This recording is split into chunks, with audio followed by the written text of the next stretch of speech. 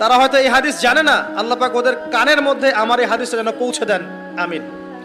নবী সাল্লাল্লাহু আলাইহি ওয়াসাল্লাম বলেছেন, আমি মেরাজের রাতে যখন গিয়েছি তখন এক শ্রেণীর মানুষকে দেখেছি, ওদেরকে শাস্তি দেয়া হচ্ছে।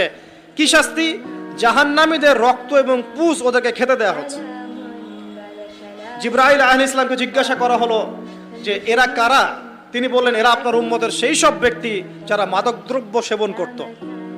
আল্লাহ রাব্বুল আলামিন তার হাবিবের মাধ্যমে জানিয়েছেন, যখন কোনো মুসলিম মাদক সেবন করে বা কোনো ব্যক্তি মাদক সেবন করে তখন 40 দিন তার নামাজ কবুল হয় না।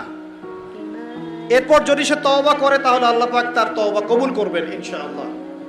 যদি সে আবারও মাদক খায় তওবা করার পর, আবার 40 দিন তার নামাজ কবুল হবে না। যদি সে আবার তওবা করে আল্লাহ পাক আবার তাকে মাফ করে দিবেন। যদি সে আবারও মাদক খায় আবার 40 দিন তার নামাজ কবুল হবে না। তারপর যদি আবার তওবা করে আবার আল্লাহ তাকে মাফ করে দিবেন। এরপরেও যদি সে আবার মাদক দ্রব্য সেবন করে, নবী সাল্লাল্লাহু আলাইহি ওয়াসাল্লাম বলছেন তাকে আল্লাহ রাব্বুল আলামিন পরকালে মৃত্যুর পরে তিনাতুল খাবাল পান করাবেন। তিনাতুল খাবাল। জিজ্ঞাসা করা হলো, ইয়া রাসূলুল্লাহ, তিনাতুল খাবাল কি জিনিস? নবী সাল্লাল্লাহু আলাইহি ওয়াসাল্লাম উত্তর দিচ্ছেন, এটা হচ্ছে জাহান্নামীদের রক্ত, মাংস, এগুলো পুড়ে পচে যে রসটা বের হবে, এটা হচ্ছে তিনাতুল খাবাল।